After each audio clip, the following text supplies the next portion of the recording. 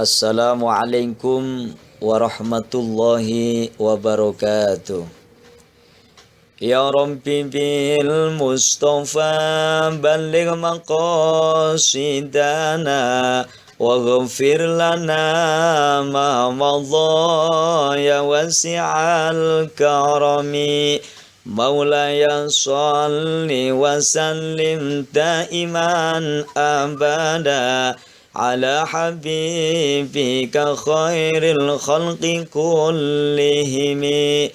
Huwal habibul ladzi turja syafa'atuhu likulli hawlim minal ahwali muqtahimi.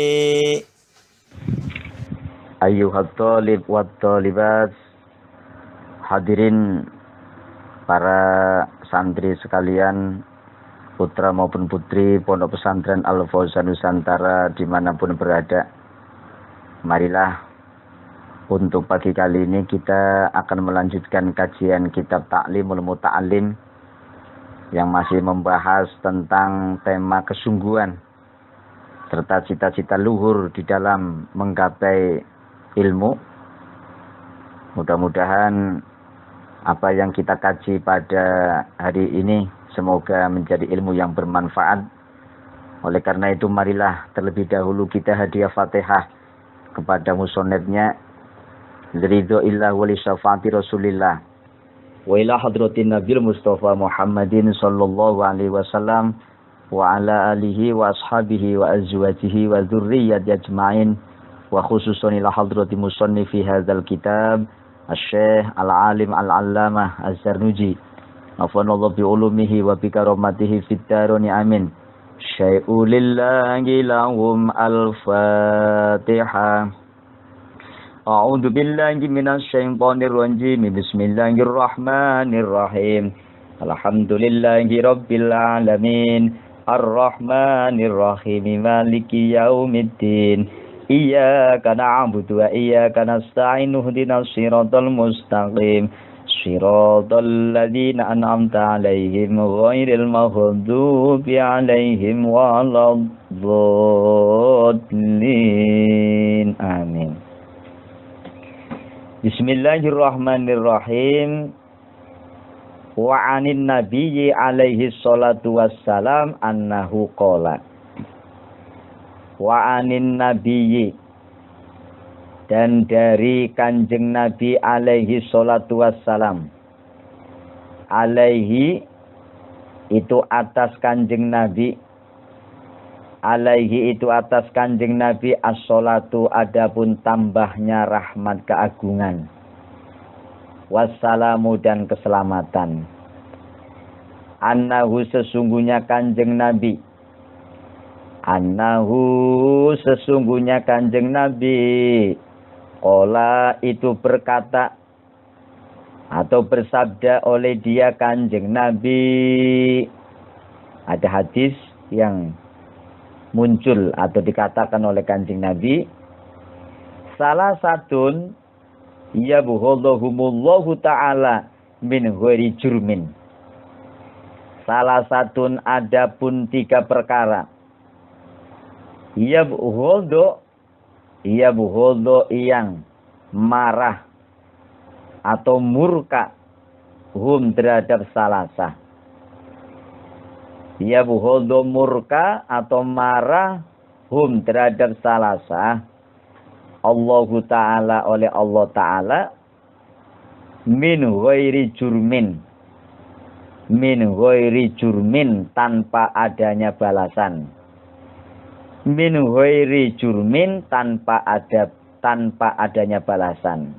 Makna lain mengatakan min ghairi jurmin tanpa adanya dosa.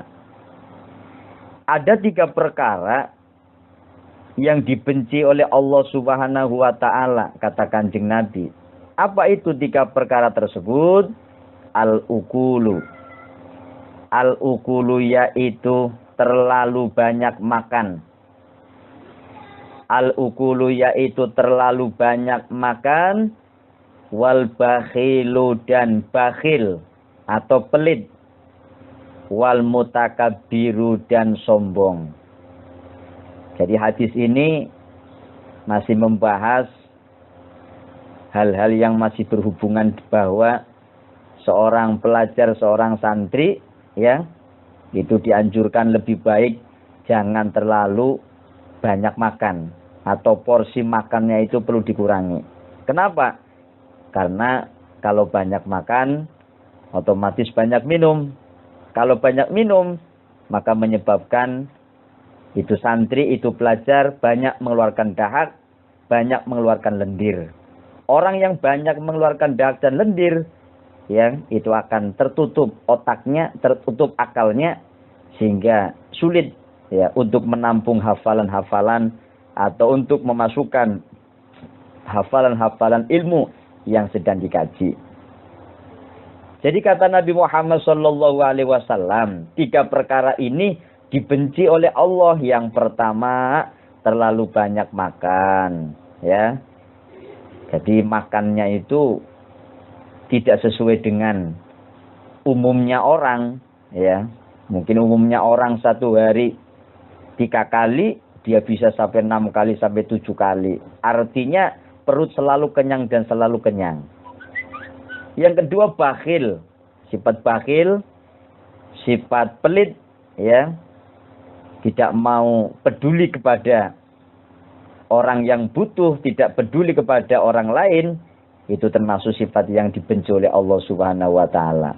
Dan yang ketiga adalah al-mutakabbir, orang yang sombong. Kenapa sifat sombong dibenci oleh Allah? Karena sifat sombong, sifat takabur itu hanya layak disandang oleh Allah Subhanahu wa taala. Nah, itulah. Jadi tekanan hadis di sini yang berhubungan dengan seorang santri, bahwa kalau seorang santri ingin mudah menguasai ilmu, ingin mudah untuk menghafal dan sebagainya, maka kurangilah makan. Karena banyak makan itu juga dibenci oleh Allah Subhanahu wa taala. Artinya yang terlalu banyak. Kemudian selanjutnya, wata'ammulu. Wata'ammulu dan berangan-angan atau menghayati. Ini ta'ammul termasuk salah satu cara bagaimana supaya kita ini bisa, ya, menahan untuk tidak terlalu banyak makan.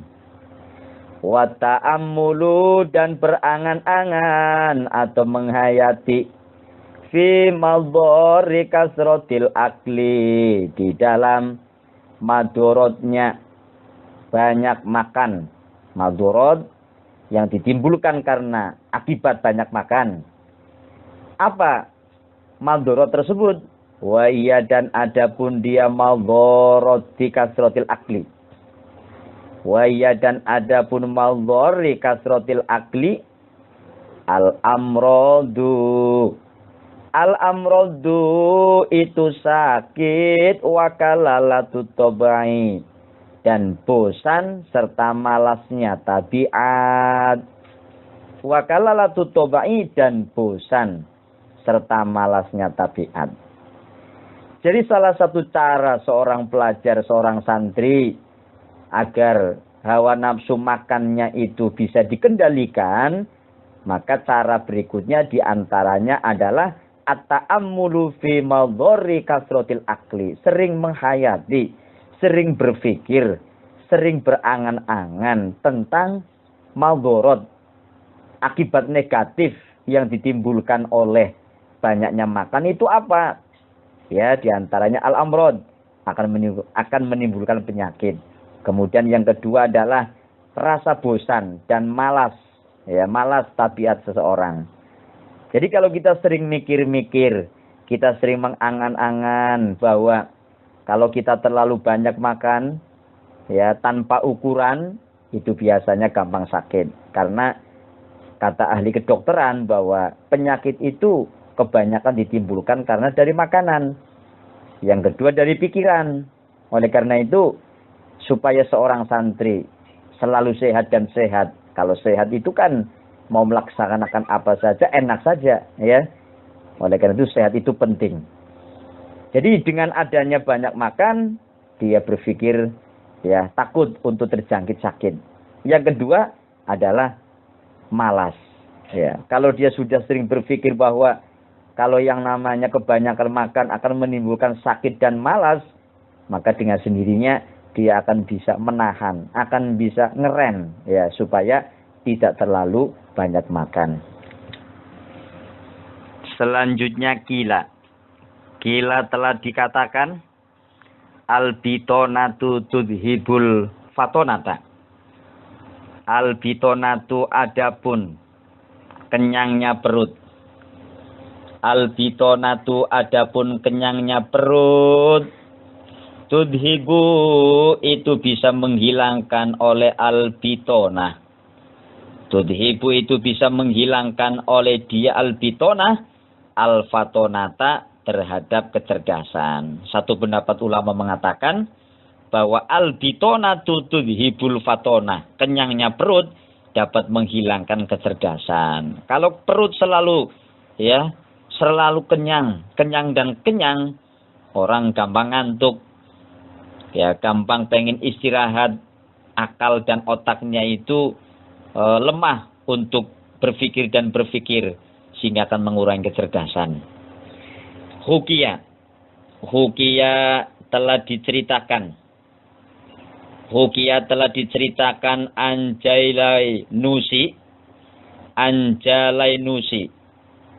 dari Galenus. Galenus itu adalah seorang tokoh kedokteran zaman Yunani kuno. Hukia telah diceritakan Anjalai Nusi dari Galenus annahu sesungguhnya dia Galenus qala itu berkata oleh dia Galenus. Beliau seorang ahli ilmu, ya seorang ulama, dan beliau pakar kesehatan dalam bidang kedokteran atau ahli medis seperti Imam Ibnu Sina. Beliau berpendapat, beliau mengatakan, qala telah berkata oleh dia Galenus, ar-rumanu naf'un kulluhu. Ar-rumanu adapun buah delima. Ar-rumanu adapun buah delima. Naf'un itu bermanfaat. Naf'un itu bermanfaat. Kulluhu yaitu seluruh rumman. Kulluhu yaitu seluruh rumman. Wasamaku dan adapun ikan. Wasamaku dan adapun ikan. Dororun itu merugikan. Dororun itu merugikan. Kulluhu yaitu seluruh samak. Kulluhu yaitu seluruh samak. Menurut Galenus, ya, beliau seorang tokoh ahli kedokteran zaman Yunani kuno. Beliau mengatakan bahwa yang namanya makan delima, mengkonsumsi delima, itu ada manfaatnya. Jadi seluruh bagian-bagian buah delima, baik isinya maupun kulitnya, itu seluruhnya adalah bermanfaat. Satu pendapat mengatakan bisa menjadikan kecerdasan otak, ya. Maka santri perlu makan yang namanya buah delima, walaupun nggak boleh kebanyakan.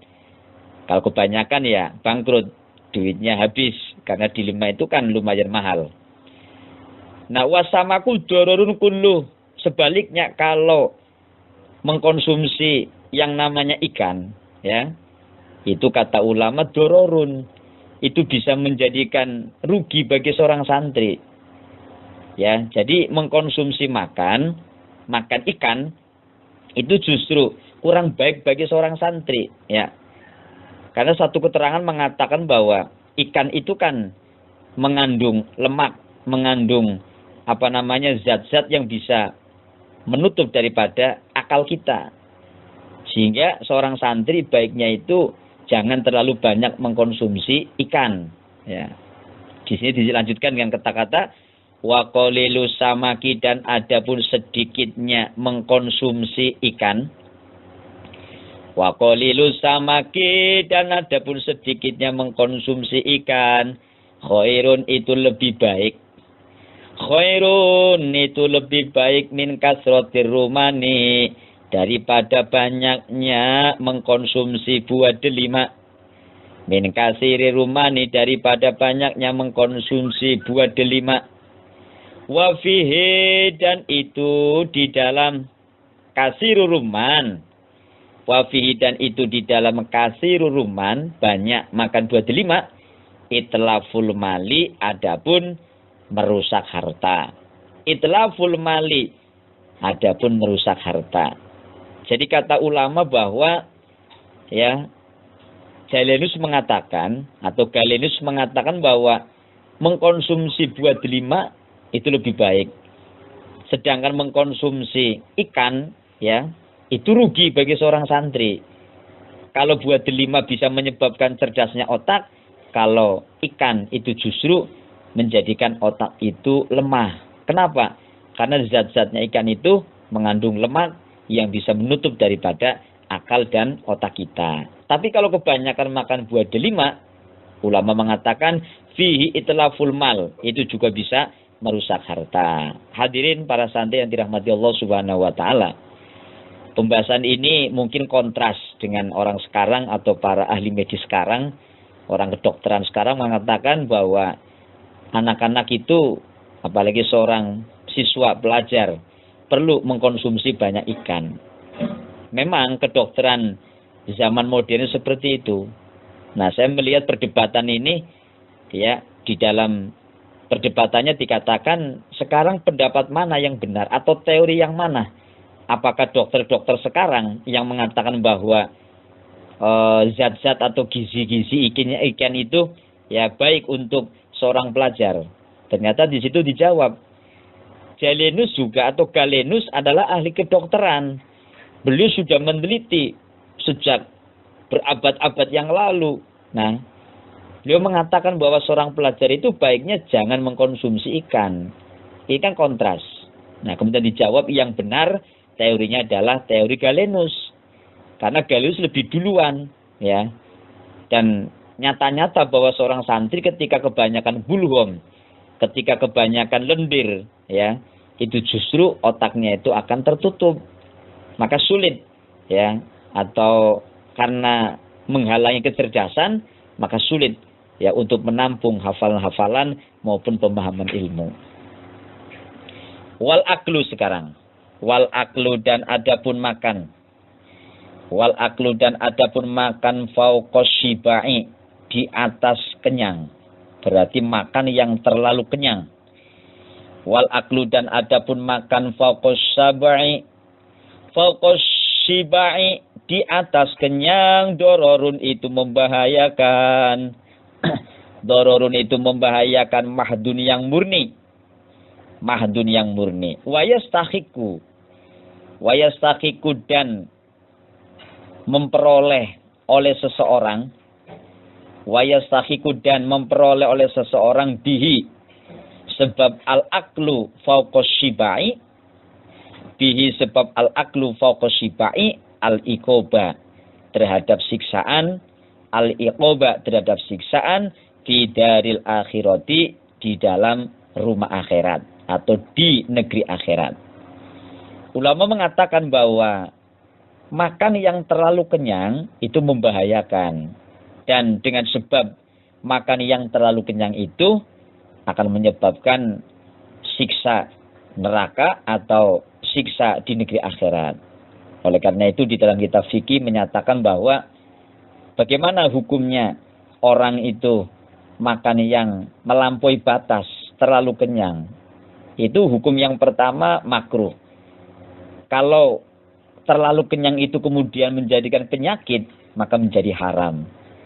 Jadi jelas pendapat ini sesuai dengan apa yang dikaji dalam ilmu fikih, bahwa memang orang makan yang terlalu banyak atau melewati batas, ya, itu memang dilarang oleh agama. Bahkan bisa menyebabkan al-iqoba fi daril akhirah, menyebabkan orang itu mendapat siksa akhirat. Wal ukulu dan adapun orang yang terlalu banyak makan. Wal akulu atau wal ukulu dan adapun orang yang terlalu banyak makan, baghidun. Baghidun itu Baghidun itu dibenci fil qulubi. Fil qulubi pada beberapa hati. Ya. Fil qulubi pada beberapa hati. Orang yang makannya terlalu banyak itu biasanya akan dibenci orang. Akan dijadi gunjingan orang bahwa orang itu ya makannya drembuk, makannya banyak. Jadi nggak enak lah. Jadi yang namanya kebanyakan makan itu justru akan menjadikan orang tersebut nama baiknya itu turun, ya. Oleh karena itu kita makan memang butuh makan, tetapi jangan terlalu banyak. Ya yang sedang-sedang saja. Apalagi seorang santri harus prihatin, ya. Terlalu sedikit jangan, terlalu banyak juga jangan. Yang sedang-sedang saja. Nah, pada intinya bahwa kita harus bisa mengatur makan sesuai dengan porsinya yang sedang-sedang saja. Itu dalam rangka agar kita sebagai seorang pelajar, kita sebagai seorang santri, ya, di dalam proses mengarungi kajian ilmu, apakah dengan cara menghafal, memahami dan sebagainya, tidak akan terhalang dengan adanya kebanyakan makan. Wa tariqu taklil akli, dan adapun cara untuk mengurangi porsi makan. Wa tariqu taklilil akli, dan adapun cara untuk mengurangi porsi makan ayak gula. Ayak gula itu hendaknya makan oleh dia tolib. Ayak gula itu hendaknya makan oleh dia tolib al-at'imata. Al-at'imata terhadap makanan-makanan ada samata yang mengandung lemak. Ada samata yang mengandung lemak. Termasuk salah satu cara untuk mengurangi porsi makan, maka dengan cara makan makanan yang mengandung lemak. Kalau tadi kan salah satu cara untuk mengurangi porsi makan, seorang santri hendaknya sering berpikir bahayanya terlalu banyak makan, seperti menyebabkan penyakit, atau mungkin terjadinya kemalasan di dalam belajar. Nah, ini termasuk pendapat yang lain mengatakan, atau cara lain mengatakan bahwa salah satu cara untuk mengurangi porsi makan, ya, ini kata ulama adalah sering-seringlah untuk makan makanan yang mengandung lemak. Dengan makanan tersebut, maka seseorang akan terkurangi porsi makannya. Wa yuqaddima, dan hendaknya mendahulukan oleh dia tolib fil akli di dalam makan al-altofa terhadap makanan yang lunak. Al-altofa terhadap makanan yang lunak, wal asha, dan makanan yang paling disukai. Termasuk tata cara bagi seorang santri agar kita tidak terlalu banyak porsi makannya, kata ulama, wa yuqaddima fil akli al-altofa wal asha. Hendaknya dia mendahulukan makan makanan yang lunak dan makanan yang paling disukai. Kalau makanan lunak itu kan enak dimakan. Kemudian disuruh memilih makanan yang paling disukai, ya bisa saja dengan kita mendahulukan makan makanan yang paling disukai, maka cukup dengan makanan itu, tidak akan nambah lagi. Ya, karena di sini kan tekanannya bahwa bagaimana seorang santri supaya tidak terlalu banyak makan. Karena terlalu banyak makan akan menyebabkan banyak minum menyebabkan banyak lendir. Banyak lendir menyebabkan otak seorang santri, otak seorang pelajar, ya, itu akan tertutup sehingga akan mengalami kesulitan di dalam menghafalkan ilmu dan sebagainya. Wala yakula, dan hendaknya tidak makan oleh dia tolib ma'al ji'ani, beserta orang-orang yang lapar. Illa idza kana, kecuali apabila ada. Illa idza kana, kecuali apabila ada. Illa idza kana, kecuali apabila ada.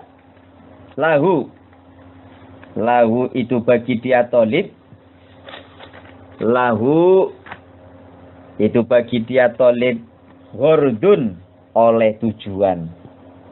Ghordun oleh tujuan, sohihun yang soheh atau yang baik. Fi kasrotil akli, di dalam banyaknya makanan atau banyaknya porsi makanan, bi ayyataqwa. Bi ayyataqwa dengan gambaran bisa menguatkan oleh dia kasrotul akli. Bi ayyataqwa atau fa'ilnya yang lebih tepat bi ayyataqwa, dengan gambaran menjadi kuat oleh dia tolib bihi dengan kasratul akli ala siyami, untuk berpuasa. Ala siyami, untuk berpuasa, was sholati, dan sholat, wal a'mali syaqoti, wal a'mali, dan pekerjaan-pekerjaan, wal a'mali, dan pekerjaan-pekerjaan asyaqoti, yang berat. Asyaqoti, yang berat. Falahu, maka itu dibolehkan bagi tolib. Falahu, maka itu dibolehkan bagi tolib. Zalika adapun itulah. Zalika adapun itulah. Lahu ghordun atau bi ayyataqwa. Zalika adapun itulah. Lahu ghordun atau bi ayyataqwa. Jadi baiknya bagi seorang santri ketika makan, ya, jangan mendekat pada orang-orang yang lapar. Ya, orang lapar biasanya makannya banyak. Boleh makan banyak, kata ulama, ingkana lahu ghordun sohihun. Orang makan banyak, porsi banyak itu boleh. Ya, tidak apa-apa. Tapi dalam arti kata kalau memang ada tujuan baik. Seperti apa? Bi ayyataqwa bi ala siyam was sholati wal a'mali syaqah falahu dzalik. Kita mengkonsumsi atau kita makan dengan porsi yang banyak, boleh-boleh saja, tidak makruh, nggak haram juga enggak.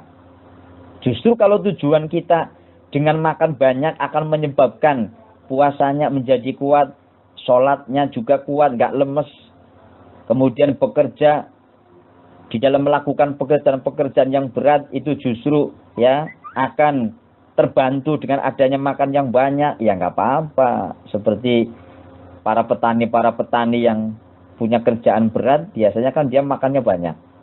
Atau mungkin ya kuli-kuli panggul, orang yang suka bawa-bawa barang, ya kan. Nah itu kan biasanya porsi makannya banyak, enggak apa-apa. Kalau memang mendukung dengan pekerjaan yang berat, ya no problem, nggak ada masalah. Atau justru mungkin ketika dia sahur, kalau sahurnya cuma sedikit, puasanya lemes, kemudian dia di pagi harinya cuma bisa tidur doang, nggak melakukan aktivitas apa-apa. Tapi kalau makannya banyak justru ya puasanya kuat. Di siang hari dia bisa beraktivitas dengan baik, ya nggak masalah. Ya, jadi pada dasarnya bahwa makan banyak itu kurang baik kalau menjadikan orang itu puasanya lemes atau mungkin nggak kuat, sholatnya juga nggak kuat. Dan terutama dengan makan banyak akan menyebabkan otak atau akal seseorang itu bisa tertutup atau bisa terhalangi. Itu yang dibolehkan. Kesimpulannya bahwa seorang santri ya ketika mengkonsumsi makan dengan porsi yang banyak itu memang kurang baik, karena kebanyakannya akan menyebabkan otak dari seseorang itu akan tertutup ya, karena banyak lendir-lendir yang kumpul di sana. Tapi kalau justru dengan makan banyak akan mendukung puasanya kuat, sholatnya juga kuat, kemudian mengerjakan pekerjaan-pekerjaan yang berat itu juga bisa teratasi, maka kasratul akli itu juga tidak masalah. Baik, inilah kajian yang terakhir dari tema tentang kesungguhan, cita-cita luhur, ya, dan kontinu di dalam thalibul ilmi, di dalam menggapai ilmu yang mulia. Mudah-mudahan dari sekian kajian yang sudah kita pelajari bisa menjadikan teguran atau motivasi bagi kita seorang santri, terbangun motivasinya, ya semangat untuk belajar, prihatin, kemudian rajin menghafal, dan cara-caranya sudah banyak dipaparkan oleh para ulama ya, yang dikutip dalam kitab Ta'lil Ta'lim, agar kita bisa mengamalkan dengan baik, sehingga kita akan menjadi seorang santri yang bisa menguasai ilmu ya, baik ilmu agama wabil khusus maupun ilmu umum pada umumnya. Dan insyaallah untuk pertemuan besok kita sudah akan ganti judul atau ganti tema. Demikian yang bisa Al-Fakri sampaikan. Mudah-mudahan semuanya bisa bermanfaat, menjadi ilmu yang barokah. Saya akhiri dengan kalimat wallahul muwaffiq ila aqwamit thoriq. Wassalamualaikum warahmatullahi wabarakatuh.